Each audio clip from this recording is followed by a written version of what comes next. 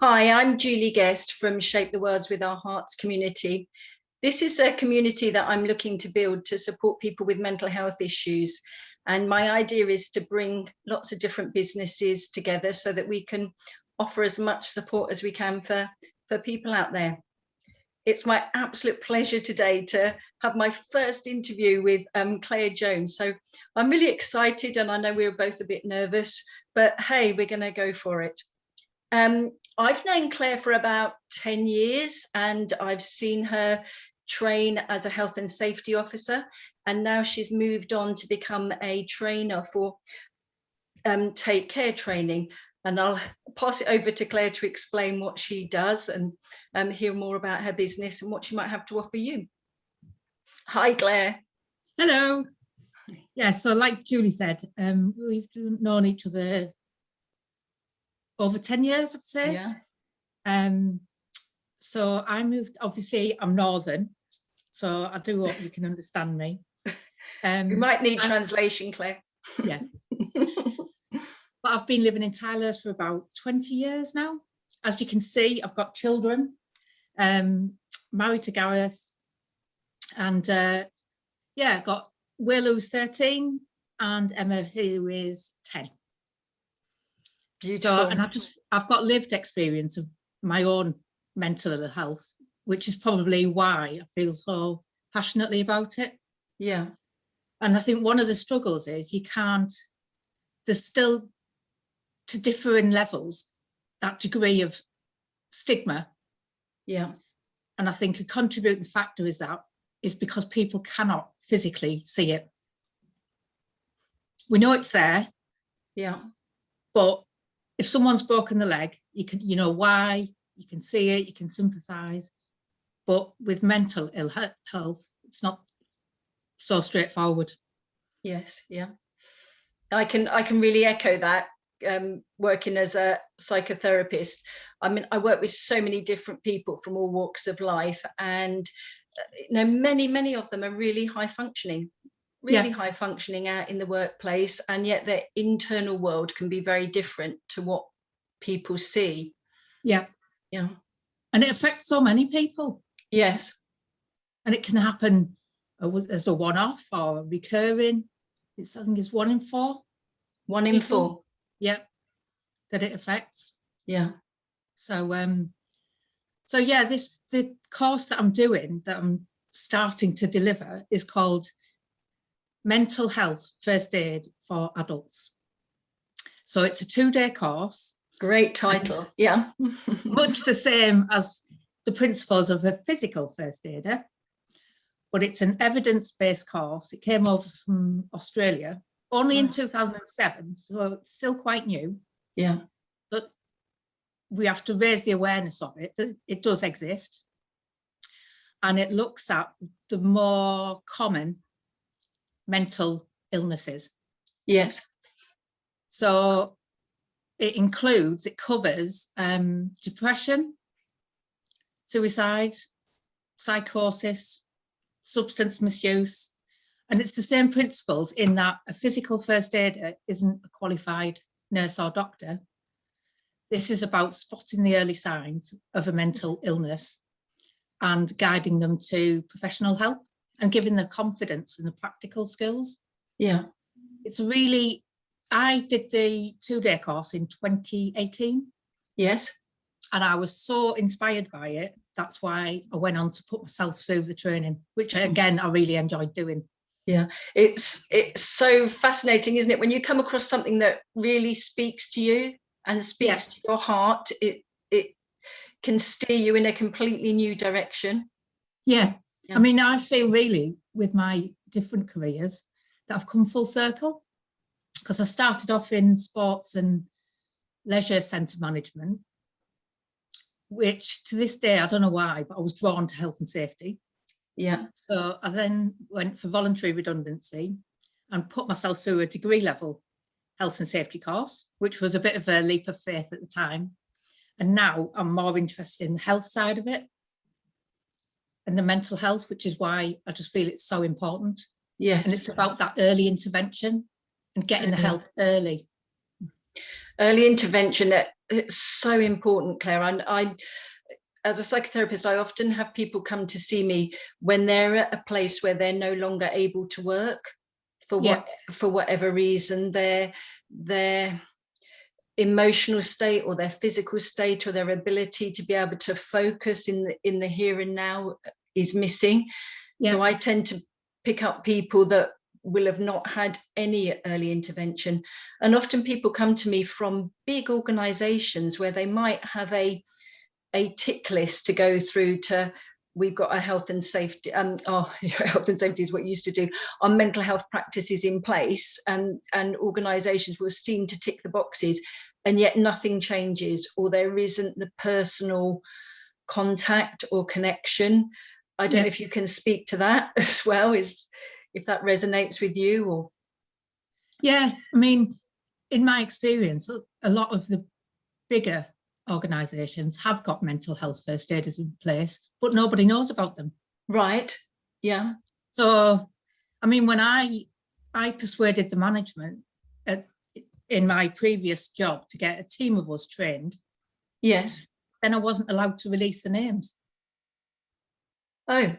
So sort of bureaucracy or protocols get in the way of the word getting out there that there may be help or support. It should be normal. Yes. It should be embedded. Yeah. That's crazy. Yeah. Yeah. I'll give you another example. When in my old health and safety job, about 3 years ago, I was signed off by my GP with depression. Yeah. The first 2 sick notes were ignored. So then I'm emailing HR to say, you do know I'm off sick. And then in January 2020, following a completely out of the blue epileptic fit, I was then diagnosed with a brain tumour. Now, when the employer at the time got the diagnosis from a neurologist to say that I had a brain tumour, lo and behold, I received a beautiful bouquet of flowers. While that was a lovely gesture, what's the difference? Yeah. 2 things in my head. No one can see. Yeah. Where was that level of empathy when it was hidden, when it was depression, when you were experiencing depression? But in a way, that's kind of helped me because it spurred me on to do this. Yes. Yeah. It helped you realize how little understanding there was, or little compassion. So I'm well on the way. I'm looking forward to it, and I'm excited. So as I understand, the idea is that you will go into businesses and you will train people to be mental health first aiders. Yes. I feel so excited by this idea. I really do. Although it might do me out of a job, but I feel really excited that the awareness could be raised that much. Yeah. And like I said it before, but it's about early intervention. Yes. About people feeling empowered and confident to speak about it. Yes. I think it is getting better. Yeah. And whether it's a positive, I don't know, but I think as a result of the pandemic, the profile of mental ill health has definitely been raised. Yeah. And with my health and safety hat on, workplaces have got a legal responsibility to have physical first aiders. And I'd be really keen to see a change in legislation, which means all workplaces have got to have mental health first aiders. Yes. Yeah. Wouldn't that be amazing? I mean, in my experience, I'm currently working for the NHS, for Berkshire Healthcare Foundation Trust, in a health and safety role. Yes. But that's also really interesting because it's a mental health trust. Right. And they asked me to look at their first aid policy. And it's all physical. There's no mention of mental, and that's not uncommon. Yeah. But things like that need to change. Yes, because I know in my role I'm working with mind, body, spirit, and for me the mind and the body, there is no separation. No. They're just how symptoms may be shown in a different way.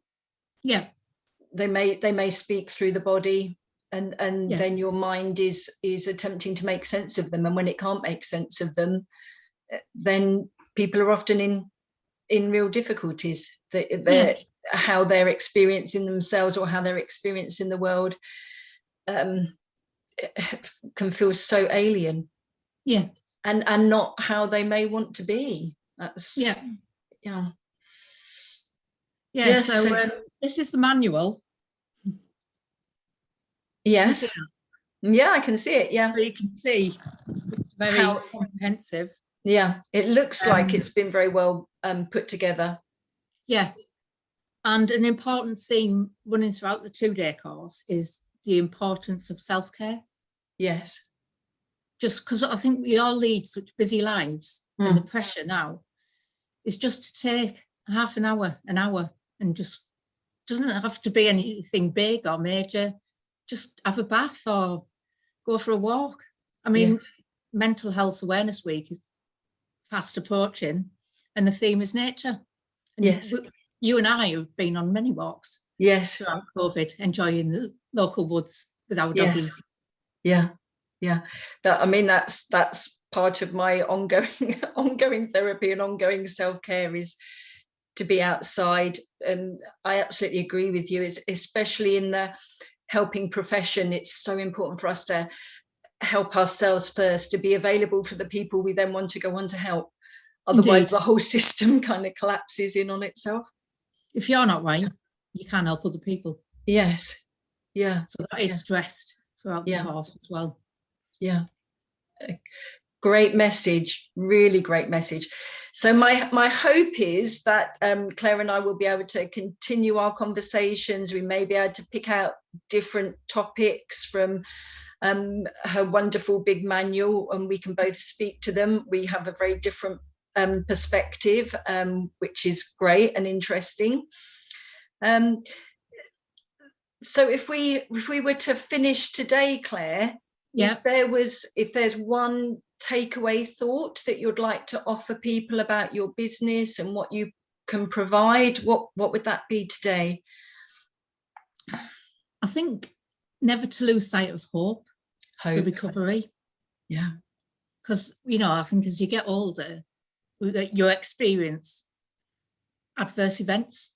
I have, but I'm not I'm enjoying a good life, don't get me wrong. Yeah. But there are times when you just think it's never going to get better, but it does. Yeah. And you learn from it and you get stronger. I mean, that saying, adversity makes you stronger. I couldn't agree more. Just keep going.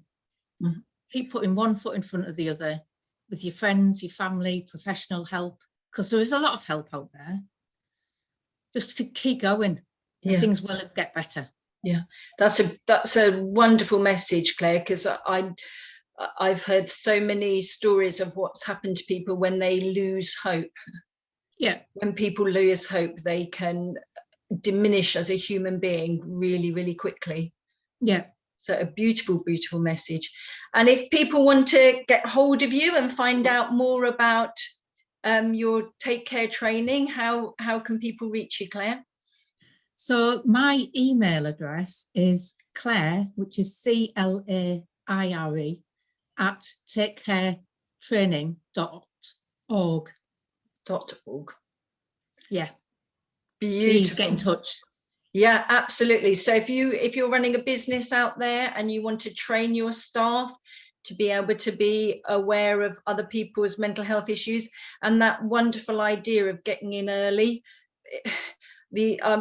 I should do some research. I'm sure there's statistics on people that are out of work long term, where maybe a simple early intervention could have prevented that. Yeah, it's a small investment for a long-term reward. Yeah, because you think of the sickness rates as well. Yeah, the impact it could potentially have on that. Yeah. So thank you for your time. Yeah, and thank you for your time, Claire. That's it's just been a pleasure. I mean, I hold you in my heart anyway, but it's just wonderful to be able to share what you're doing, and to, in Claire's wise words, we're here to offer hope. Yeah. no, life can be tough, and no, we're here to support people and hopefully get in early. Yeah. And if they're not in early, I'm there to pick up the pieces. So what a team. What a team, dream team. Dream team. So lots of love to everyone then, love and peace, and we're going to shape the worlds with our hearts.